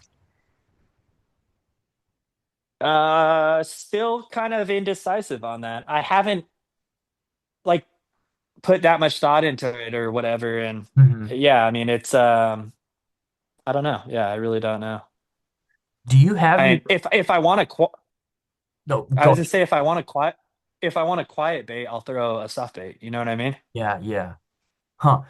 Do you night fish very much up there now? I'm assuming I don't know, do Washington Lakes close? Like, can you get away with night fishing up there? Yeah, no, they're more relaxed up here for sure. I mean, there's like no hours to the lakes besides the lakes that are seasonal up here, Mhm. which was a huge. I was surprised that these lakes closed for that long. I mean, they closed like the last month of October, all the way till like the third week of April. So they're closed for like almost 6 months. But yeah, I night fish a little bit. I don't really like night fishing that much. I don't know. I just don't like it that much. Like my style of fishing, a lot of the times is like trying to like make precise like, you know, cutting casts, or like when I'm fishing like deep rock piles or stuff like that. I mean, I feel like the sun plays in your favor a lot of times. Oh, yeah. Yeah, and I just feel like those big fish. I mean, I know there's plenty of guys that have caught big fish at night, but I feel like the really big ones, they kind of just chill at night. And I mean, they're visual hunters, so they wait for, those low light times, and then they hunt and they eat. And then highlight, I feel like that's super tough to fish too for me. Yeah. Dude, I hate night fishing because it's spooky as all get out usually. That's the reason I don't mess with it too much. Really, yeah, yeah. No, that doesn't bug me too much, but some lakes, I guess, but I don't Yeah. know. I fished in the middle of nowhere so much. Like back in California, and I'd be like the only one at the lake, and there was a couple lakes I would just sleep on the launch ramp, like in the truck, obviously. But Yeah, yeah. yeah, and then you see headlights coming down at like 2 a.m. and you're like, oh man, like what's this gonna be? Yeah. Uh, That yeah, yeah, that's dude. crazy. I'll have to send you a pin to this lake. Just say it's very eerie being back there by yourself, dude. Even being with somebody, like you'll be fishing and you're kind of like right next to each other, and like you'll hear stuff crashing through the woods or like the coyotes yipping and stuff, like big packs of coyotes, and it's like, oh, I'm so glad I'm out here. Hmm. It's like the type of lake you'll beach the, in our case, paddleboard or kayak at like 4 a.m. in the morning, and you cannot run to the truck fast enough and get in there and lock the doors before you start it up. Like it's that kind of lake. Like it's just an eerie place to fish. There's big fish in there, but dude, is it just creepy, crawly, just a weird feeling when you're fishing out there. Hmm. Oh yeah, dude. Yeah. No, I mean, I've heard all sorts of stories. I mean, yeah, there was one California lake that was kind of the same way, and there was one night me and my buddy were fishing there, and yeah, it was super eerie. I could tell, like, he's this pretty big, like, burly dude and doesn't really get scared of much. And dude, I could tell things were just off with him. And then when we got back to the car, I was like, "Are you good, dude?" And he's like, "Dude, I was really scared." I was like, "I could tell." And there's been stories about like night walkers there or what, or skinwalkers. That's what it is. And Yeah. there's like a lady in white that walks along the water, like right on the surface. And dude, there's a bunch of weird stuff. And one of the other lakes, actually the lake I caught my big fish from, there was an Indian burial ground, like under the water. Like you could Oh, see hell no. some like, Hell no. oh dude, you could see some like, yeah, it was yeah, burial ground, and there was like some like weird like rocks and stuff kind of still stacked up. You could see it on side imaging. And I would always fish that spot, and then one of the local guys, he's like, "Oh yeah, that's the Indian burial ground." And I'm like, "What do you mean? Like seriously?" And he's like, "Oh yeah, like before they flooded the lake, that's what it was. Obviously no one was there, but I was like, "Oh, that's fucking crazy, dude." And Yeah. that lake I have had some weird shit happen at, dude. Like, yeah, I had one day I was going on the boat, and I was driving out of a cove, and the moonlight was casting the boat onto the bank or whatever you want to say. And dude, it looked like someone was standing on the front of my boat, and I was like, that's fucking weird. Like, is there a tree that's doing that? And I was like tripping, and I was like, I don't know, that's weird. And then the next day when I was fishing the same lake, same cove, and I was coming out around the same time, you know, the the shadow of my boat, there was no one standing on the front. I was like, Oh, dude, that is dude. Uh-uh. super weird. Yeah, I was not thrilled on that, but who knows? I mean, you never know what causes that. Yeah, dude, when like I always was like, yeah, aliens could definitely be real or whatever cryptid or whatever could definitely be real. And then fishing out there with Jeff at this lake and coming back and like you're literally out in the desert. I called Mike a couple days later. I'm like, dude, no wonder all these people see these aliens out here in the middle of BFE. Like, dude, this is creepy as all get out. And I was just like, yeah, this is like just such a strange, eerie, not like maybe eerie is not the right word, just unsettling. Like you just feel like I don't know, something's going on, or I don't know how to explain it. It's a weird feeling. I'm sure a lot of people have felt that feeling Mhm. before, like offsetting, I guess.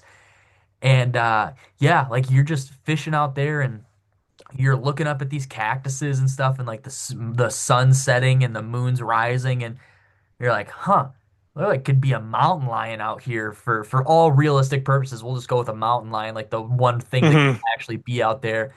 And it's like, wow, this is an interesting situation to be in. I feel like that's a fair way to put it.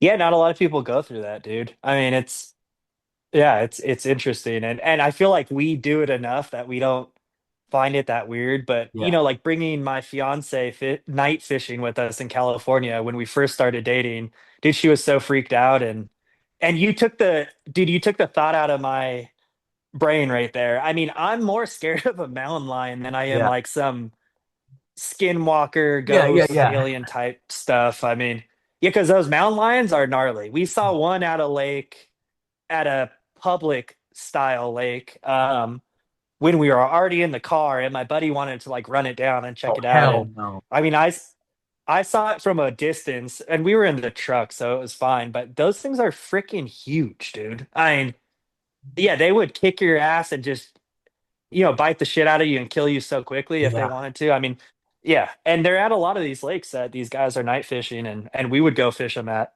night on foot, and yeah, dude, it ain't no joke.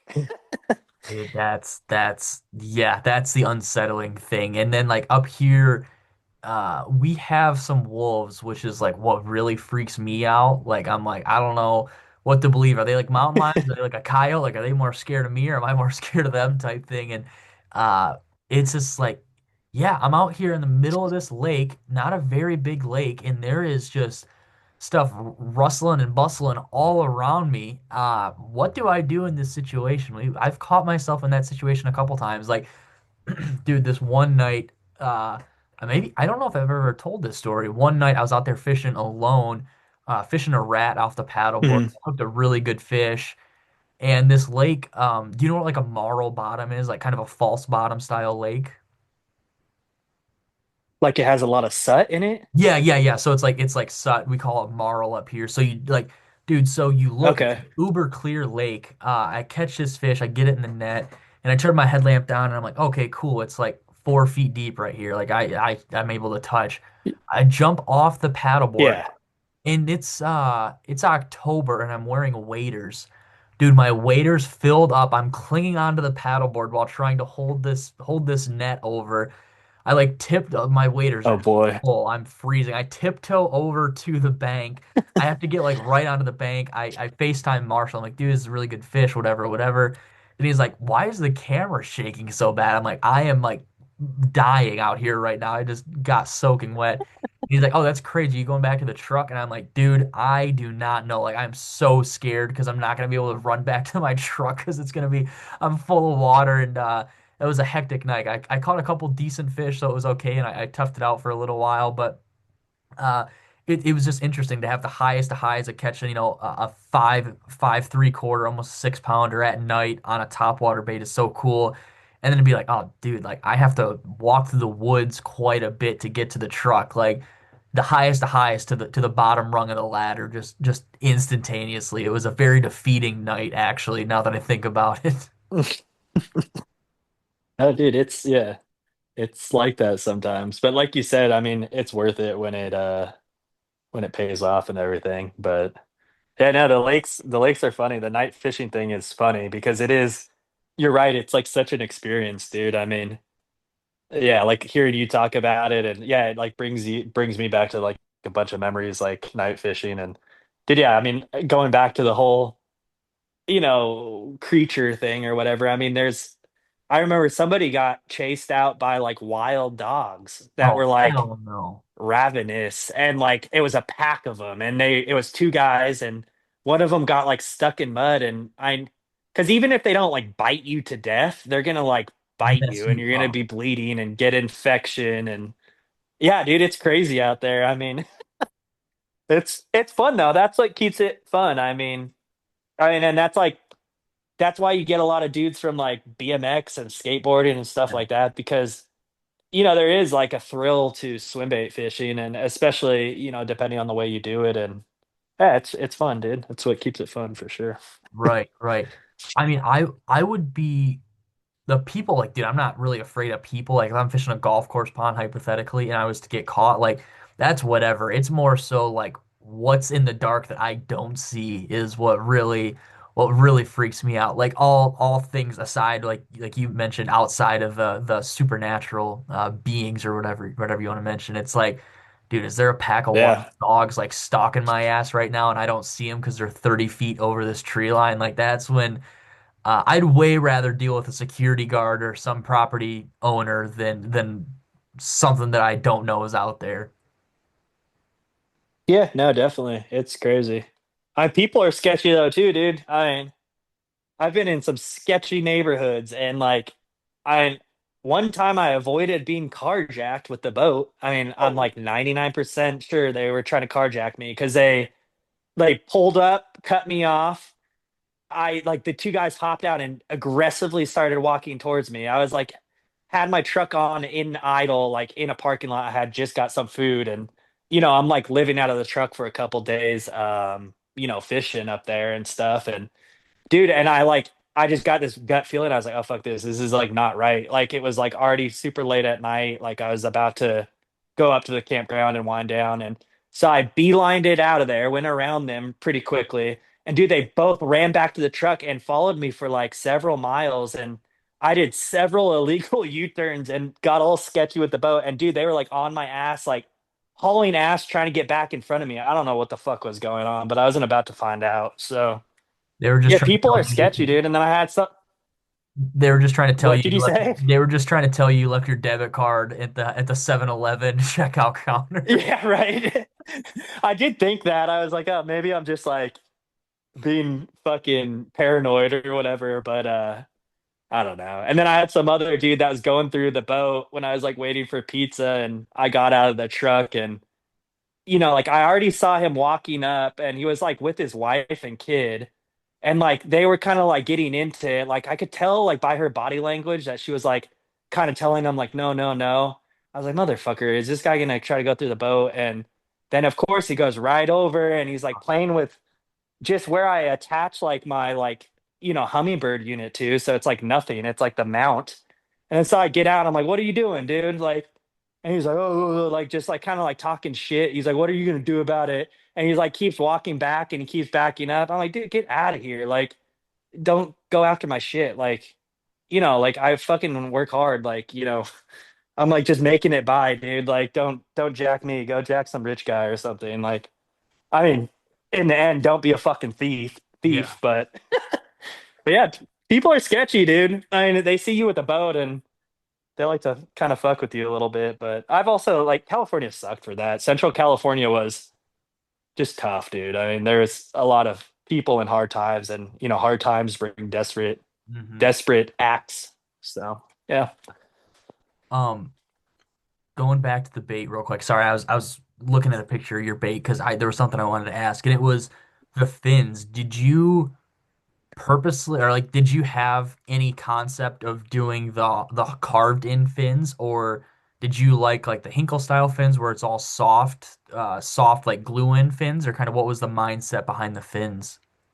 Or did you have an Uh, idea with them going prior to carving the bait out, I should say? yeah, no, definitely had an idea on that. A lot of it was driven by Matt over at 86 Fates. I think it was Matt. I'm pretty sure it was. He was like, "Oh yeah, like the glue and fins, just carve them in, dude. It's gonna be like way way better. Just saves you time and then from painting baits, dude, I got so many people that were like, "Hey, do you have spare fins?" Like, just random people kind of, because I was painting a lot of Hinkle baits at the time, and because the glue and fins they fall out, dude. I mean, Yeah. I have the tail is glued in on my bait, and even that, I mean, I have a fair amount that fall out here and there, and I just wanted to avoid that at all costs. And then another, big driving factor of that was that I can paint the fins a little bit more detailed. I mean, I know they're not super detailed right now and they're just kind of sprayed and faded with the airbrush, but yeah, I don't know, I like the idea of that rather than having like red rubber fins. There was like enough of that on the market too, I feel like. I mean, I don't know. I mean, that was kind of the idea. It was more of like a looks thing than anything, I guess. Right. So, Was I guess you uh, get reached out to by painters that ask to buy blank baits to paint, or are you pretty sold on your bait? Like you want to be the guy who lays the paint down, I guess, for the first paint on the bait. yeah, I'm definitely want to be the person putting down the paint on the bait. I mean, because yeah, I've had guys reach out, whether it's customers that just want to paint the bait themselves, or I've had a couple guys, yeah, want to buy a bunch of baits at a cheap cost and paint them, which to be transparent, most of the work is in making the bait, and like I'm not gonna give them a unfinished bait where they're gonna have to fill in like pinholes from the resin or anything like that. So if I were to give someone baits to paint, they would come primered, and by the time I've primered them, I mean, that's 95% of the work right there, I feel like. I mean, painting them and clear coating them is easy. So, but Hmm. yeah, no, I definitely like, yeah, I don't, did that answer your question? Yo, yeah, yeah. That was definitely the answer I was expecting, but I still wanted to ask just to hear Yeah. your thoughts behind it. And I can see it because I mean, you know what you like, you know the style, you've been doing it for a long time. Whereas like some builders, I mean, dude, there's a lot of builders who are builders rather than painters, so they don't mind shipping out Mhm. X amount of baits because I suck at airbrushing. Why would I even try to ruin these baits if somebody wants to you know, paint this many for me and make this much. Like I'll gladly do that if I don't have to touch them past the building portion of things. Yeah, no, that's cool. I mean, that's good for, Yeah. a business mindset for those guys. I mean, that are doing that. It just sucks because then everything is starting to look the same. It's like they're painted by the same painters, and then like with the 3D printing or whatever it is, or how you can print onto the baits Yeah, like I know what Swim you're Bait talking Underground about. does and stuff. Yeah, yeah. Dude, that stuff looks so realistic and so cool. But I just hope I see more and more guys doing it. And it's like, man, that kind of sucks because the first couple guys that did it, it's cool. And, I respect them, and like, I like it and everything, but I just hope not if everybody does that, everybody's bait is going to look like a real bass. And it's like, then where there's no diversity or like, I don't know. It sucks for like the bait makers. It sucks for the anglers because you don't have that many options. Like, I don't know. You know what I mean? Yeah. Do you still get hit up But for guys asking if you'll do custom paints, or are those times long gone and guys know not to not waste their time but hit you up with those yeah, questions? yeah, I stopped that again recently. I was starting to take on orders here and there.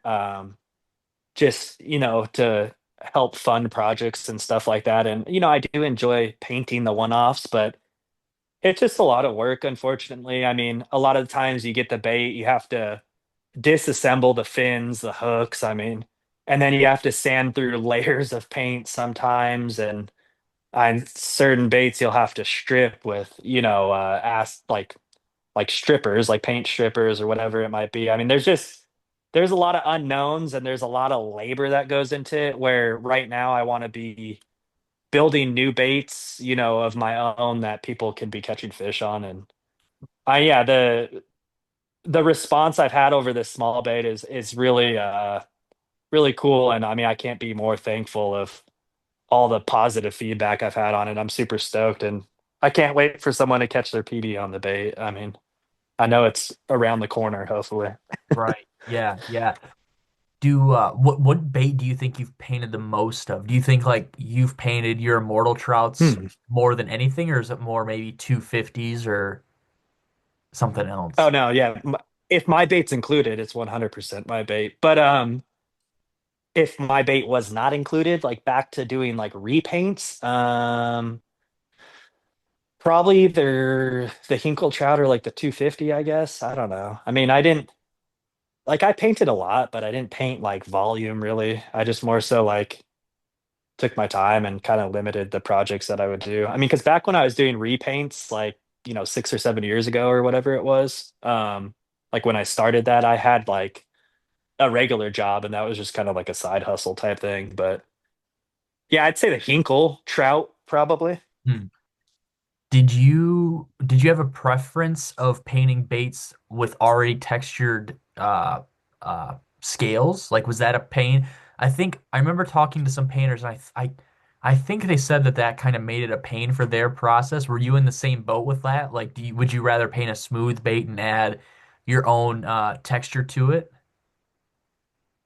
Yeah, definitely. I mean, that's why I made my bait smooth. I do Right. prefer smooth baits. Like painting the Roman made mother back in the day, dude. I used to love painting those because it's a wide bait. I mean, you can get the mesh, like whatever scale pattern you're using, you can get it really kind of wrapping around the whole bait and looking super natural. And no, it's yeah, it's super cool. I mean, the baits that have like the carved uh scales in it already, I mean, those are fun too in their own way. It just depends on the bait. Like the Hinkles come out really clean because he kind of has like bigger scales, if you will, and there's more depth to it. And those like eat up the paint really well, and you can still use like a mesh pattern on them and kind of get that like multi-color scale going on, like like a real fish has. And yeah, but then some of them suck. I mean, yeah, because some of them you try to like paint your own scales onto like some of the baits that have like a smaller carved in scale on it, and it just gets so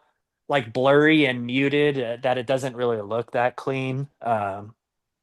But yeah, I mean, yeah, it's like a learning curve. I mean, you can always use different meshes and all that stuff or whatever you're doing your scales with, but Right. Was yeah. there, do you ever see your repaints like for sale on Underground or wherever else and you're like do you remember Bates, I guess is a good way to putting the question. Oh yeah, I feel like I remember every single bait because I'll have people that will hit me up and be like, "Hey, I just want to make sure you painted this." And yeah, and sometimes I'm like right away, I'm like, "Oh yeah, no, I definitely didn't paint that one, even though it looks similar." Or there's a lot of times where, yeah, I do remember it, and I'll even remember, like when I did it and stuff like that. But um, yeah, no, I definitely feel like I remember most of the paint jobs. Like I said, I haven't done that many. I mean, I've heard like chatter about some of these dudes like saying how many baits they painted. I'm like, dude, that is not possible. Like, I don't maybe it is, but I don't know. Seems like some people are saying they're doing like crazy volumes and numbers, and I don't know how that's humanly possible in the time frame that they said they've done it. But yeah. Yeah. Do you look back at your paints and kind of see like were you in through phases of this is how I did the trout or the dots at this point in time and I can kind of tell because I got more efficient Mhm. at it or any Oh other yeah. t distinctions between like generations of painting schemes? Yeah, 100%. I mean, yeah, I definitely would do things like a certain way for whatever, like 6 months or whatever it might be. And then I'd feel like, I would learn a new technique that would make it more realistic to my eye or whatever that I would like. So I would switch it a little bit more. And I don't know. I try to use more natural tones nowadays. I mean, there's still some paint jobs that are kind of on that like cusp of looking more cartoonish or whatever. I mean, I know a lot of guys like that, and it's like goes back to the old days where guys would throw crankbaits that were like that, like chartreuse, like parrot color or whatever it Oh, was, yeah, and yeah. like Parrot, like girl, or yeah, yeah, there was Rapala did a bunch of those colors like that. yeah, or like the sexy shad back in the day. I mean, Yeah. there's those bright, super basic colors that just get bit, and I want to do some of my seven, like the 7.7s. I want to like make a line of patterns that are more like how like Roman made used to do like that bright pink color on like the negotiator and the mother and stuff like that. Yeah, I Like, actually have a pink negotiator yeah, on the way right now. It's funny you mentioned that. dude, and those get bit, dude. I mean, so it'd be cool to experiment with that on my bait a little bit. But yeah, no, like the Japanese guys, they have this whole theory that I've heard about that like all living fish or something like that. I heard this years ago, so I might be like botching it at this point, but I think it was something like all living creatures or living fish like expel like a UV color, something to that effect. So that's why like these UV colors, like these fluorescent colors are like actually natural to the bass's eye, and like it's something that they pick up on like bait fish that our eye doesn't really catch as much, Okay, something yeah. to that effect.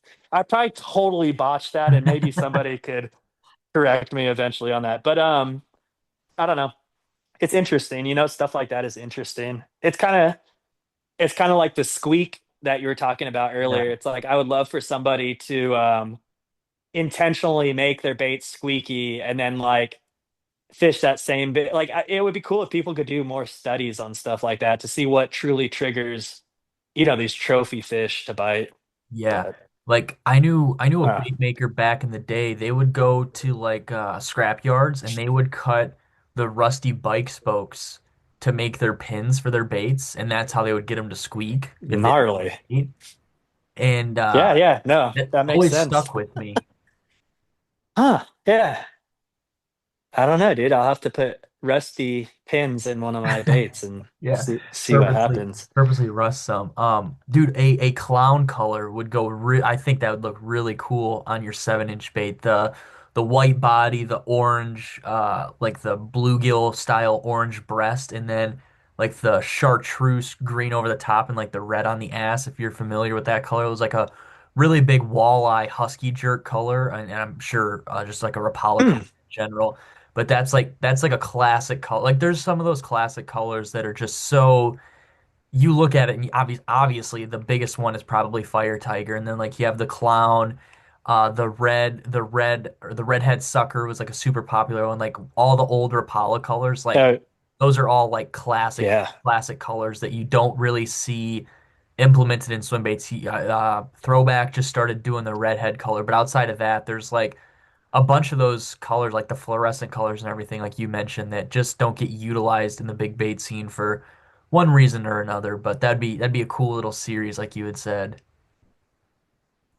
Yeah, no, I think guys should experiment with that more. I mean, everybody tries to go hyper realistic nowadays, I feel like, for the most part. I mean, there's a handful of people out there that are doing their own stuff too, but no, I think that would be cool, dude. I'm not super familiar with the clown color, but Yeah, I'll definitely look it up after this. But the fire tiger, I remember that one from yeah. being like a kid and fishing trout with the Rapalas. I Mhm. mean, no, it's cool. I mean, yeah, because going back to what the Japanese guys, talk about, we don't really know what the bass are seeing. I mean, maybe that's a hot ticket, and that's what's going to get us, our next personal best or DD or whatever it might be. Yeah. Who But knows, dude?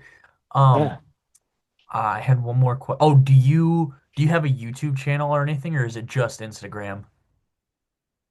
no, it's just Instagram. I think I have a YouTube channel, but I've never put anything on it. I think maybe I put my first PB on it, the 12.55 from uh Dixon down in San Diego, that Roman made motherfish. I think that might be up there, but I don't know.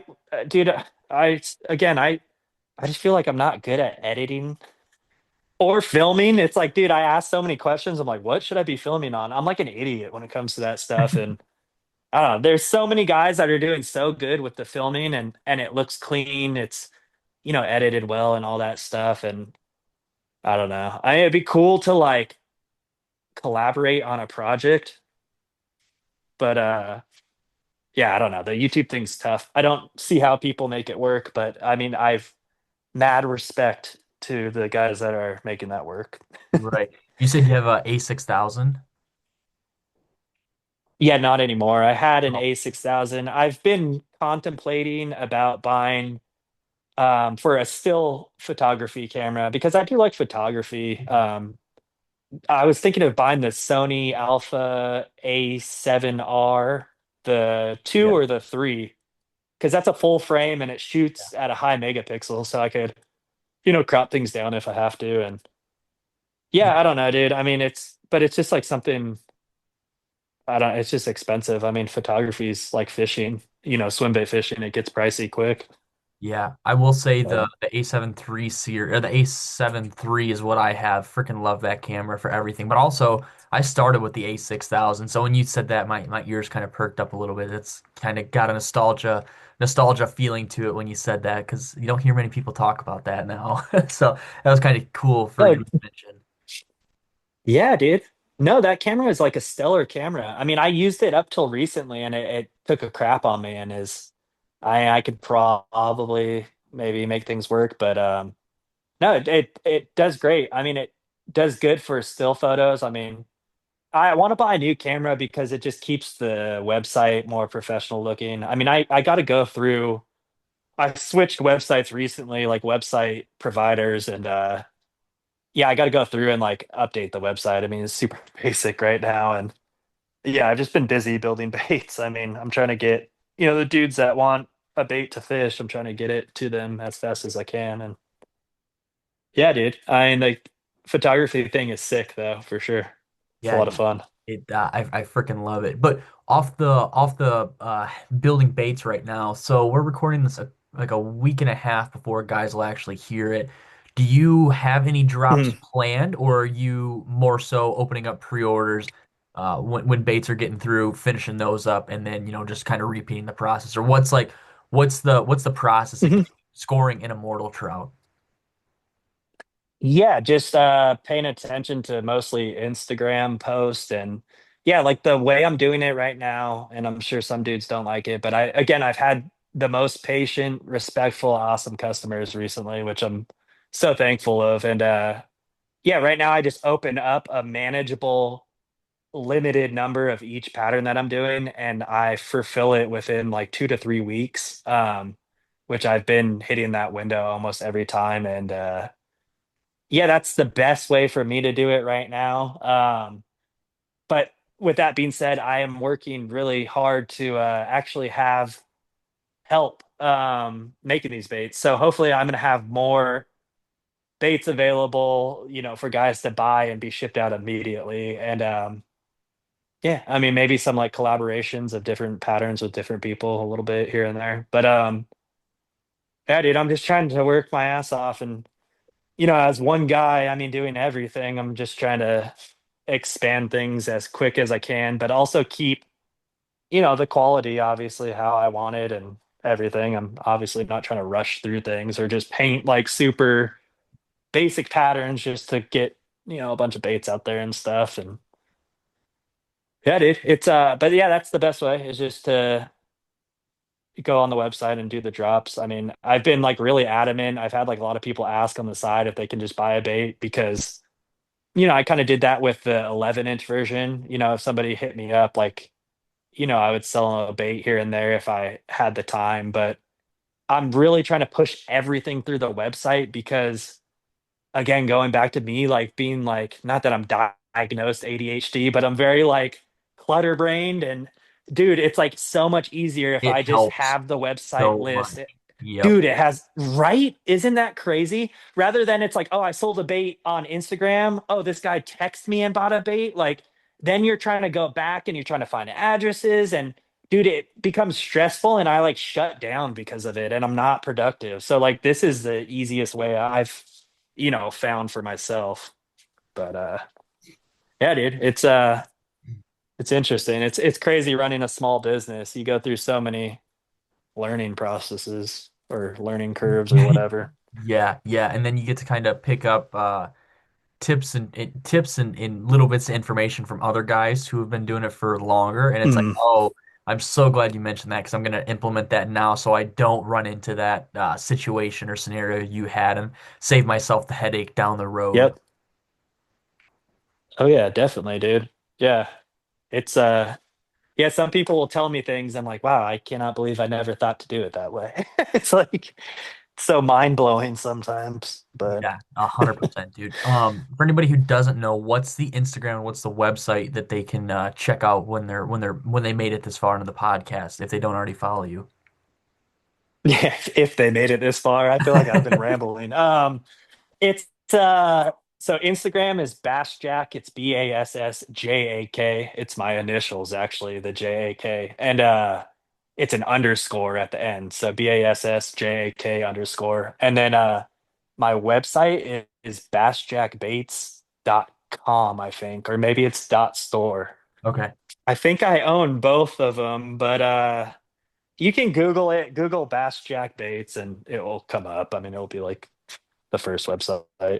Dude, I'm Um, so glad you but yeah, mentioned and what the Jack stood for because I was going to ask you that, but I was like, maybe that's why that's one of the reasons I listened through all the other podcasts because I wanted to hear if anybody else asked you that. And you just said that, and I was like, wow, that makes so much sense now. yeah, Yeah, it's Jason Anthony Corden is my whole name. But yeah, I don't, dude. I like that was like my Instagram user handle from forever ago, and I don't know. I just used it for the baits because I feel like that's how on social media that's how people recognize the name or whatever, and yeah, I just stuck with it, dude.